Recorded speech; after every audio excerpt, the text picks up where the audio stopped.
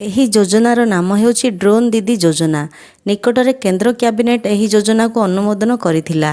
ଏଥିରେ ସାରା ଦେଶରେ ମହିଳା ସେଲ୍ଫ ହେଲ୍ପ ଗ୍ରୁପ୍ ଏସ୍ଏଚ୍ଜିକୁ ଡ୍ରୋନ୍ ଦେବ। ତେଣୁ ଏହି ଯୋଜନାକୁ ମହିଳା self help group drone scheme ମଧ୍ୟ କୁହାଯାଏ। ମହିଳା ଚାଷୀମାନେ କେନ୍ଦ୍ର ଦ୍ୱାରା ଦିଆଯାଉଥିବା ଡ୍ରୋନ୍ ସହିତ କ୍ଷେତରେ ସାର ପ୍ରୟୋଗ କରିପାରିବେ। ଆର୍ଥିକ ବର୍ଷ 2023-24ରୁ ଆର୍ଥିକ ବର୍ଷ 2025-26 ପର୍ଯ୍ୟନ୍ତ କେନ୍ଦ୍ର ଏହି ଡ୍ରୋନ୍ ଯୋଗାଇବେ। ଏହା ମଧ୍ୟ ଡ୍ରୋନ୍ ସହିତ କିପରି ସ୍ପ୍ରେ କରାଯିବ ସେ ସମ୍ବନ୍ଧରେ ତାଲିମ ପ୍ରଦାନ କରାଯିବ। 2023 ନଭେମ୍ବର 28ରେ ପ୍ରଧାନମନ୍ତ୍ରୀ ନରେନ୍ଦ୍ର ମୋଦିଙ୍କ ଦ୍ୱାରା ଡ୍ରୋନ୍ ଦିଦି ଯୋଜନା ଆରମ୍ଭ କରାଯାଇଥିଲା। ଏହି ଯୋଜନା ଅଧୀନରେ କେନ୍ଦ୍ର ଆସନ୍ତା 4 ବର୍ଷ ମଧ୍ୟରେ ଡ୍ରୋନ୍ ଭଡ଼ା ଦେବ। ଏହି ଭଡ଼ା ବହୁତ କମ୍। ଆସନ୍ତା 4 ବର୍ଷ ମଧ୍ୟରେ କେନ୍ଦ୍ର ସରକାର ଏହି ପ୍ରକଳ୍ପ ପାଇଁ ପ୍ରାୟ 1261 କୋଟି ଟଙ୍କା ଖର୍ଚ୍ଚ କରିବେ। ଡ୍ରୋନ୍ ସହିତ କାମ ଶୀଘ୍ର ହେବ। ଗୋଟିଏ ଡ୍ରୋନ୍ ଏକା ସାଙ୍ଗରେ 10 ଜଣ ଚାଷୀଙ୍କ କାମ କରିପାରିବ। ଅଧିକନ୍ତୁ ଡ୍ରୋନ୍ ସହିତ ସ୍ପ୍ରେ କରିବା ଅତ୍ୟନ୍ତ ଶୀଘ୍ର ଏବଂ କାର୍ଯ୍ୟକ୍ଷମ। ଏହି ଯୋଜନା କୃଷିରେ ନୂଆ ଟେକ୍ନୋଲୋଜି ଆଣିଥାଏ।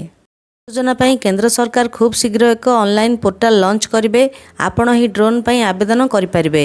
ଏହାପରେ କେନ୍ଦ୍ର ଡ୍ରୋନ୍ ଯୋଗାଇବ ଏବଂ ମହିଳା ଚାଷୀଙ୍କୁ ଡ୍ରୋନ୍ ବ୍ୟବହାର କରିବାକୁ ତାଲିମ ଦେବ। ଏହାପରେ ଚାଷୀଙ୍କୁ ମାସିକ 15,000 ଟଙ୍କା ଦରମା ଦିଆଯିବ।